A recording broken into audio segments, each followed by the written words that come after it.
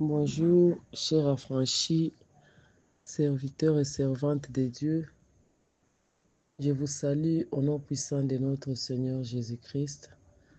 Je suis très heureuse ce matin de dimanche, les matins d'aujourd'hui, les matins que Dieu nous accorde une nouvelle journée pour ceux qui se réveillent, une nouvelle nuit pour ceux qui vont aller au lit en ce moment. Je glorifie ce Dieu-là qui nous met encore ensemble pour que nous puissions partager la parole de Dieu. C'est le temps de notre édification. Aujourd'hui, j'ai choisi de parler de la détermination. J'ai pris la parole de Dieu dans le livre de Néhémie, chapitre 2, versets 17 à 20. Avant toute chose, nous allons commencer par la prière.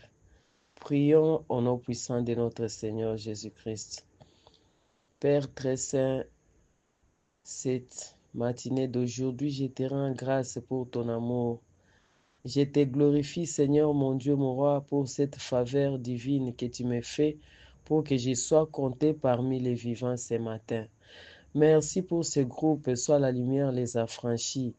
Merci pour ces moments, Seigneur, de partage que tu nous accordes encore, pour que nous puissions, Seigneur, écouter ta parole, pour que nous puissions, Seigneur, méditer ta parole, pour que nous puissions, Seigneur, écouter pour mettre en pratique. Je t'invite, toi, l'Esprit de Dieu. Saint-Esprit, viens au milieu de nous. Sois au contrôle de tout. Parle, enseigne, dirige, donne des directives. Au nom puissant de notre Seigneur Jésus-Christ, je m'abandonne entièrement entre tes mains. Utilise-moi puissamment. Utilise-moi, Seigneur, pour la gloire de ton Saint-Nom. Utilise-moi, Seigneur, pour que celui qui va écouter, Seigneur, ait sa part. Pour que celui qui va écouter, Seigneur, trouve, Seigneur, quelque chose que tu lui as gardé, Seigneur, pour cette journée de dimanche. Ta parole déclare, Seigneur, que personne ne peut venir vers toi et rentrer tel qu'il est venu, Seigneur. Je sais que ce matin, Seigneur, tout celui qui va écouter cette parole aura sa part. J'ai ainsi prié au nom de notre Seigneur Jésus-Christ. Amen. Amen, cher affranchi. Amen. Je voudrais parler de la détermination. Je voudrais parler de la détermination ce matin, la détermination dans la prière, la détermination dans la prise de décision, la détermination dans le service lorsque nous servons Dieu. Je disais que j'ai pris le thème dans le livre de Néhémie, chapitre 2, versets 17 à 20. Néhémie, chapitre 2, verset 17, nous lisons la parole de Dieu au nom de notre Seigneur Jésus-Christ. Je leur dis alors, vous voyez le malheureux état où nous sommes. Jérusalem est détruite et ses portes sont consumées par le feu. Venez, rebâtissons la muraille de Jérusalem et nous ne serons plus dans l'opprobre. Verset 18, je leur racontai comment la bonne main de Dieu avait été sur moi et quelles paroles le roi m'avait adressées. Ils dirent, lèvons-nous et bâtissons. Et ils se fortifièrent dans cette bonne résolution. Sanballat les Héronites, Tobidja le serviteur ammonite et Geshem l'arabe, en ayant été informés, se moquèrent de nous et nous méprisèrent. Ils dirent, que faites-vous là? Vous révoltez-vous contre le roi? Verset 20. Et je leur fis cette réponse. Le Dieu des cieux nous donnera le succès. Nous, ses serviteurs, nous nous lèverons et nous bâtirons. Mais vous n'avez ni part, ni droit, ni souvenir dans Jérusalem. Amen. Hein? Amen, chers affranchis. Amen, serviteurs et servantes de Dieu. Amen pour ce matin où Dieu nous appelle à être déterminés dans la prière. La première étape pour être déterminé est la prise de conscience. Néhémie chapitre 2 verset 17. La parole est écrite, la parole dit, je leur dis alors, vous voyez le malheureux état où nous sommes. Jérusalem est détruite et ses portes sont consumées par le feu. Venez, rebâtissons la muraille de Jérusalem et nous ne serons pas plus dans la probe. Première étape, prendre conscience de son état. Chers affranchis, serviteurs et servantes de Dieu, peut-être tu es dans un état où le diable a déjà utilisé, il a déjà saccagé ta maison, il a saccagé ton entourage, il a saccagé ta famille. Quelle est ta réaction dans tout ce qui se passe? Qu'est-ce que tu fais à ton tour? Vas-tu rester croiser les bras jusqu'à ce qu'on t'emporte toi aussi? Vas-tu rester regarder comment les choses se passent sans réagir? La prise de conscience dans tout ce qui nous arrive. Prenons d'abord conscience. Après avoir pris conscience, décidons. Nous n'allons pas décider d'aller nous battre à la cité. Nous n'allons pas décider d'aller nous battre avec les sorciers et les magiciens qui nous manipulent dans leur sorcellerie. Nous n'allons pas nous décider d'aller nous battre avec les corps. Non, nous allons nous lever et rebâtir la muraille dans la prière. Dans la prière, dans la prière. Nous avons notre nuit où nous devons aller changer notre identité. Nous avons la nuit de Jacob. Cette parole, je l'adresse en ce moment pour te fortifier, pour t'exciter à venir à la prière, à venir t'approcher du trône de Dieu, à venir avec tout ce qui te préoccupe, puisque à ce moment-là, nous allons prier. Nous allons prier pour nos identités. Nous allons prier pour nos identités. Voilà ici, les peuples de Jérusalem ont reconnu avec Néhémie qu'ils étaient dans l'opprobre. Dans l'opprobre, ils ont vu qu'ils étaient dans l'opprobre. Ils ont pris conscience, ils ont dit non, nous allons nous lever et nous allons bâtir. Il y a ce que Dieu a déjà accompli pour nous. Au verset 18 là, Néhémie dit que je leur ai raconté comment Dieu avait réalisé. Dieu a déjà réalisé. Depuis ton enfance jusqu'à maintenant. Il y a des gens avec lesquels tu es né qui sont trépassés. Il y a les gens avec lesquels tu as étudié au collège, tu as étudié à l'université, tu as côtoyé au quartier, au village, là où tu vivais. Ils sont déjà passés. Pourquoi est-ce que Dieu te garde? Il te garde, il te fait du bien. Il te fait du bien jusqu'à maintenant. Si tu dis que tu n'as pas encore vu les biens de Dieu, va à l'hôpital voir ceux qui sont là-bas.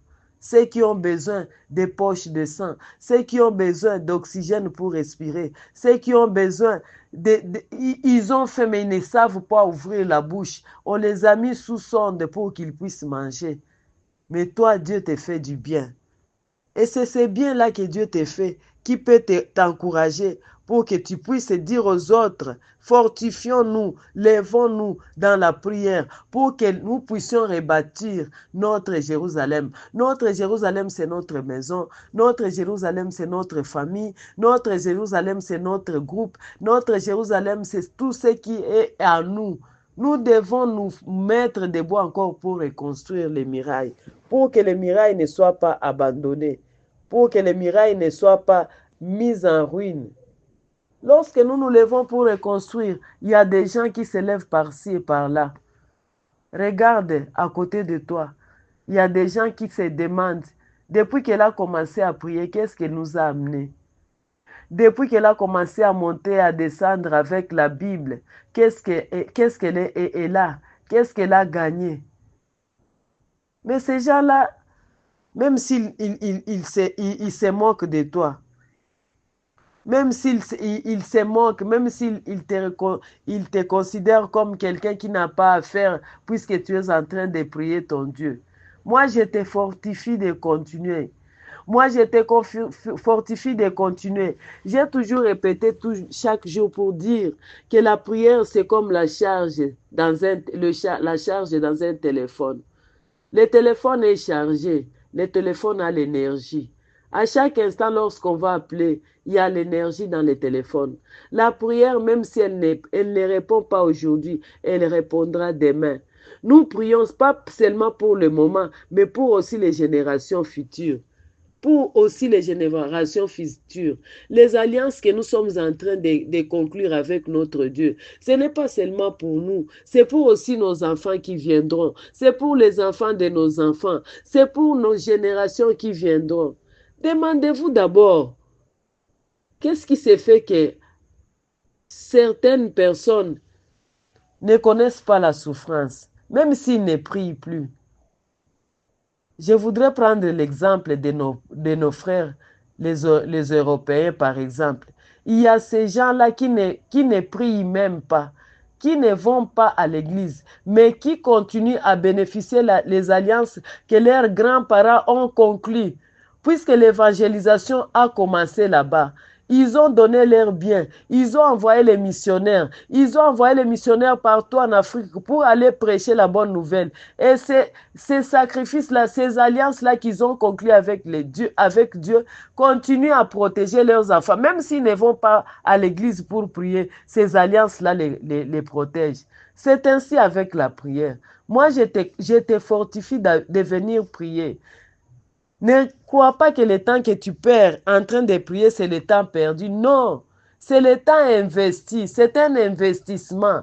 Lorsque tu vas te lever cette fois-ci pour aller prier pour le changement de nom, pour le changement d'identité, pour avoir une autre identité, pour quitter Jacob à Israël, sache que tu vas le faire. C'est un travail que tu vas aller accomplir. C'est un travail pour la génération future. C'est un travail pour les enfants de tes enfants. Ne recule pas, viens prier. Viens prier ensemble avec nous. Viens te connecter ensemble avec nous pour que nous puissions appeler notre Dieu, pour que nous puissions l'invoquer. Jacob s'est battu toute la nuit. Même si Dieu l'a frappé, il n'a pas laissé, il a dit que je te tiens, viens, nous allons prier. Ces gens-là se sont moqués. Ils se sont moqués de Néhémie et des gens de Jérusalem. Ils se sont moqués. Ils se disent, ces gens-là, qu'est-ce qu'ils croient? Qu'est-ce qu'ils voient? Qu'est-ce qu'ils vont faire? Ils se rebellent. Non, ils ne se sont pas rebellés. Et la réponse était que nous sommes connus de Dieu. Nous sommes connus de Jérusalem. Dieu nous connaît. Mais Dieu ne les connaît pas. Ces gens-là qui se moquent de vous lorsque vous allez prier. Néhémie dit, le Dieu des cieux nous donnera le succès, nous ses serviteurs. Nous nous lèverons et nous bâtirons. Le Dieu du ciel nous donnera le succès dans cette prière.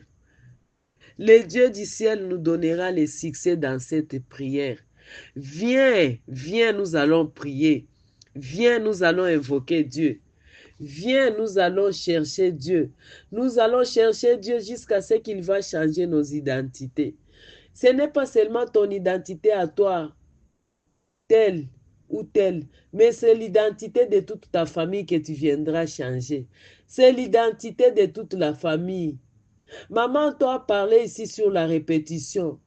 Nous allons demander à Dieu que ces événements-là qui ont déjà eu lieu dans nos familles, ces événements-là qui cherchent à se répéter à chaque instant dans nos familles, que ça ne se répète plus jamais. Nous allons invoquer Dieu. Nous allons invoquer Dieu toute la journée. Nous allons invoquer Dieu pendant 24 heures pour que nous puissions changer les identités. Pour que toi, tu changes ton identité. Pour que moi aussi, je change mon identité. Pour que ces noms-là qui amènent la honte sur ma vie. Il y a un nom. Peut-être toi, tu ne les connais pas. Mais il y a des gens qui t'ont déjà donné un nom. Il y a des gens qui te voient et murmurent. Peut-être toi, tu ne le sais pas. Mais peut-être il y en a. Peut-être c'est dans ta famille. Peut-être c'est là où tu travailles. Peut-être c'est au quartier. Peut-être toi-même tu connais ces noms-là qui est inhérent à toi, qui ne te quitte pas, qui ne veut pas te lâcher. Les noms que tu as là, viens changer ces noms-là. Viens changer ton identité dans la prière de ces jours-là. Je te demande de venir déterminé. Sois déterminé. Sois déterminé pour que tu puisses changer. Tu puisses changer ton identité. Si nous allons dans ce livre ici de Néhémie, nous allons voir les stratégies que Néhémie a utilisées. Il travaillait avec le roi. Il a demandé de partir à Jérusalem pour aller reconstruire le muraille, puisqu'il n'avait pas la paix aussi longtemps que son pays était en désarroi. Il n'avait pas la paix aussi longtemps que Jérusalem était en ruine. Il a demandé au roi. Le roi lui a même fait les documents pour qu'il aille prendre les arbres, qu'il prenne les matériaux pour construire les murailles de Jérusalem. Il avait même réussi à convaincre le roi. Il avait le cœur du roi, puisqu'il était déterminé dans ce qu'il faisait. Soyons déterminés. Soyons déterminés pour que nous puissions changer notre identité. Soyons déterminés. Venons chercher le succès. La Bible dit que Dieu lui-même nous accordera le succès, nous ses serviteurs. Que le succès là que Dieu promet soit ton partage. Que dans cette prière, nous ne puissions pas sortir main vide. Moi, je te promets que tu ne sortiras pas main vide. Du livre de Genèse jusqu'à Apocalypse, tu ne verras jamais quelqu'un venir avec tout son cœur vers Jésus-Christ, vers Dieu et rentrer tel qu'il est là. Il est venu. À la montagne, il y a toujours ce que Dieu pourvoit. Il pourvoit à la montagne. Il y a un bélier là-bas à la montagne. Viens, montons pour aller rencontrer Dieu, pour que Dieu puisse répondre à nos prières et supplications. Que l'Éternel te bénisse ce dimanche, qu'il te fasse du bien, qu'il tourne son regard vers toi, qu'il te bénisse dans tout ce que tu entreprendras, qu'il s'occupe de toi, qu'il s'occupe de ta maison, qu'il éloigne le mal de ta maison, qu'il éloigne le mal de ta famille, qu'il éloigne le mal de tes enfants, que sa main forte et puissante puisse te garder, te protéger, te préserver au nom puissant de notre Seigneur Jésus-Christ. Bon dimanche à tous et que le Seigneur vous bénisse.